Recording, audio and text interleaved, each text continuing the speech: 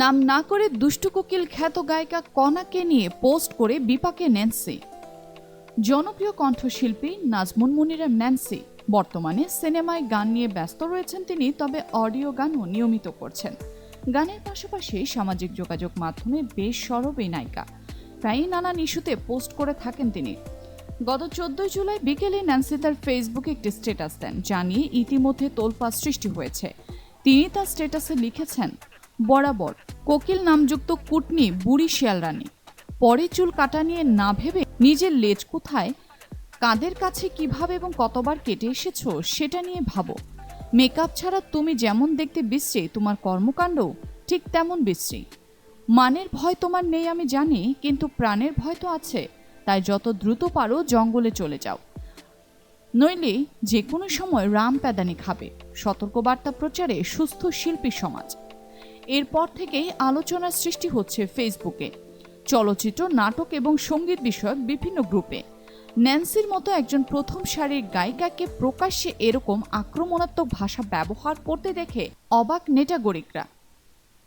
একজন লিখেছেন, ন্যান্সি এমনিতেই মানসিকভাবে সুস্থ না, সে যে কখন কি বলেন তা ঠিক নেই, তবে উনি ভালো গান করেন। অন্য একজন একই সুরে লিখেছেন, অশিক্ষার বহিঃপ্রকাশ, যার উদ্দেশ্যে বললেন এমন ভাষা ইউজ করে তার আর ওনার মধ্যে কোনো পার্থক্য রইল কি আর? তবে কাকে এমন আক্রমণাত্মক ভাষায় আক্রমণ করলেন এই গায়িকা, সেটি জানার জন্য এখনও অপেক্ষায় বসে নেই নেটবাসী। অনেকে ধারণা করে নিয়েছেন গায়িকা দিলশাদ নাহার কণাকে নিয়েই এমন প্রতিহিংসামূলক পোস্ট করেছেন গায়িকা ন্যান্সি। মন্তব্যের ঘরে উল্লেখ করেছেন অনেকেই।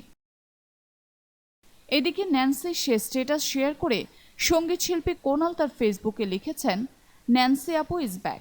বহুরূপী মিথ্যুক, হিপোক্রেট, ম্যানিপুলেটররা আসলে বুঝে না অসভ্য আচরণ, বর্বরতা, মিথ্যা প্রোপাগান্ডা ছড়াতে ছড়াতে মানুষ টায়ার্ড হয়ে গেলেও আল্লাহ টায়ার্ড হন না। রাম প্যাদানির সময় আসার আগে তার নিজের বেঁচে থাকার সম্মানটুকু নিয়ে সতর্ক হয়ে যাওয়া উচিত। অনেক তো হয়েছে, মানুষের সহ্যের সীমা থাকে, সীমা অতিক্রম করাটা আল্লাহ পছন্দ করেন না।